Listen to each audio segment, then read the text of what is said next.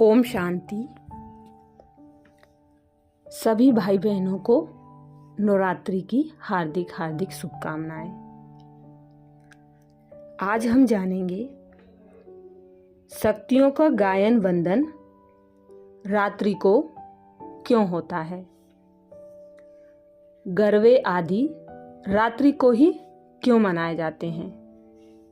क्यों होती है दुर्गा पूजा रात्रि को, और भक्ति करते हैं लोग पर प्राप्ति क्यों नहीं होती। आज हम इन सारी बातों पर चर्चा करेंगे। रात्रि में ही शक्तियों के गायन वंदन की जो परंपरा है, अथवा रात्रि को ही जागरण, स्मरण इत्यादि की जो परिपाटी चली आती है, उसके पीछे भी एक महत्वपूर्ण इतिहास छुपा हुआ है। वास्तव में रात्रि शब्द उस रात्रि का वाचक नहीं है जो 24 घंटे में एक बार आती है, बल्कि यह उस रात्रि का बोधक है जो शिवरात्रि के नाम से भी प्रसिद्ध है। लाक्षणिक दृष्टि से सतयुग और त्रेता युग को ब्रह्मा का दिन कहना चाहिए, क्योंकि उस काल में जनजीवन प्रकाशमय होता है, अज्ञान अंधकार से आवृत नहीं होता और विकारों की कालिमा से भी आच्छादित नहीं होता, बल्कि सतोगुणी होता है और सत्य नाम प्रकाश का है। द्वापर और कलयुग को ब्रह्मा की रात्रि कहना उचित है, क्योंकि उन दो युगों में मनुष्य अंधकारमय होते हैं और तमोगुणी होते हैं, और तमोगुण नाम अंधकार का है। जब कलयुग का अथवा ब्रह्मा की रात्रि का अंत होता है, तब सभी आत्माएं आसुरी गुणों से पीड़ित, अज्ञान निद्रा में सोई हुई और आत्मिक शक्ति से हीन होती हैं। ऐसी अज्ञान रात्रि के समय परमपिता परमात्मा ज्योतिर्लिंगम शिव एक मध्यम वर्ग के मनुष्य के वृद्ध तन में अवतरित अर्थात प्रविष्ट होते हैं और उसका दैहिक जन्म के समय का नाम बदलकर अब उसका कर्तव्यवाचक नाम प्रजापिता ब्रह्मा रखते हैं। उसके मुखारविंद द्वारा जो नर नारियां ज्ञान सुनकर और अपने जीवन को परिवर्तित करके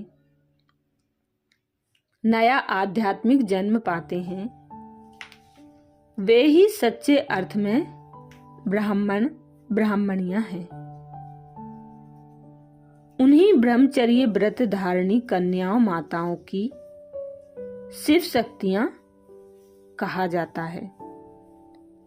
उन्हीं ब्रह्मचर्य व्रत धारणी कन्याओं माताओं को शिव शक्तियां कहते हैं, क्योंकि वे ब्रह्मा द्वारा परमात्मा शिव से ज्ञान शक्ति, योग शक्ति और पवित्रता शक्ति प्राप्त करती हैं।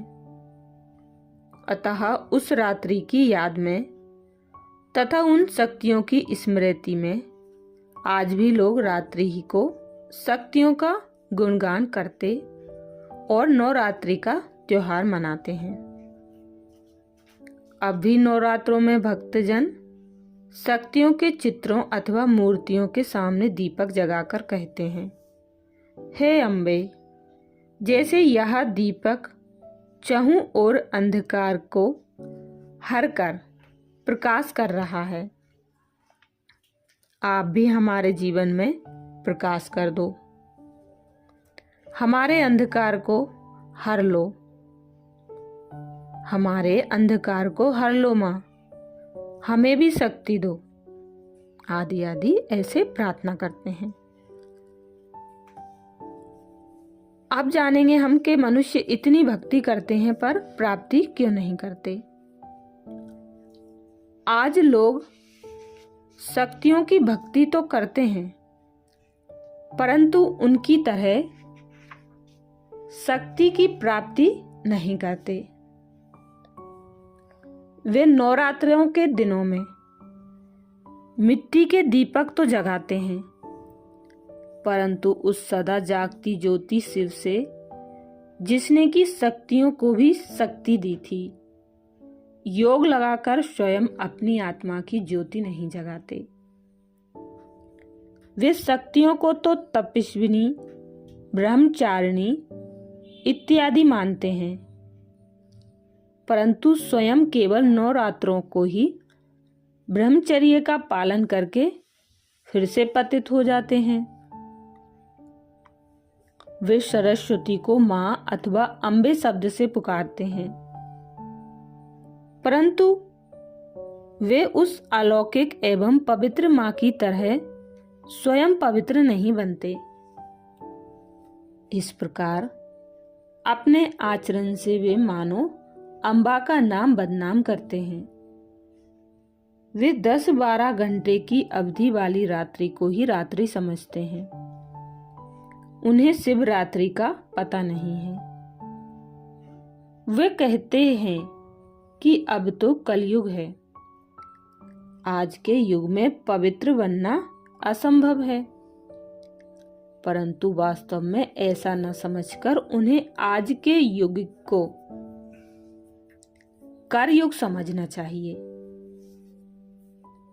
और बजाय शाब्दिक स्तुति के स्वयं ज्ञानवान, तपस्वी, विमल और शक्तिवान बनने का पुरुषार्थ करना चाहिए क्योंकि अब वही रात्रि आ चुकी है। अब परम पिता परमात्मा शिव अवतरित होकर कल्प पूर्व की तरह जगदम्बा सरस्वती तथा अन्य शक्तियों द्वारा आसुरी गुणों का संहार करा रहे हैं परंतु इस रात्रि में ज्ञान द्वारा जो जागेंगे ही नहीं, वे शक्ति कैसे पाएंगे। आज ऐसा पुरुषार्थ करने की बात तो अलग रही। बहुत से भक्त शक्तियों को भी महामाया इत्यादि नामों से संबोधित करते हैं। इस प्रकार मानो वे अज्ञानतावश शक्तियों की निंदा करते हैं क्योंकि माया तो वास्तव में अज्ञान और अपवित्रता का पर्यायवाची है परंतु शक्तियां तो ज्ञानवान और पवित्र थीं।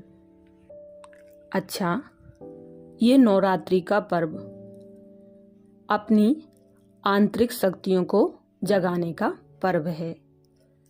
इस समय हमें अंतर्मुखी होकर शिव परमपिता परमात्मा से योग लगाकर अपनी शक्तियों को जागृत करना चाहिए और ज़्यादा से ज़्यादा ज्ञान का मनन चिंतन कर व्यर्थ बातों से मुक्त रहना चाहिए। अच्छा, एक बार फिर सभी को नवरात्रि का हार्दिक हार्दिक शुभकामनाएं। ओम शांति।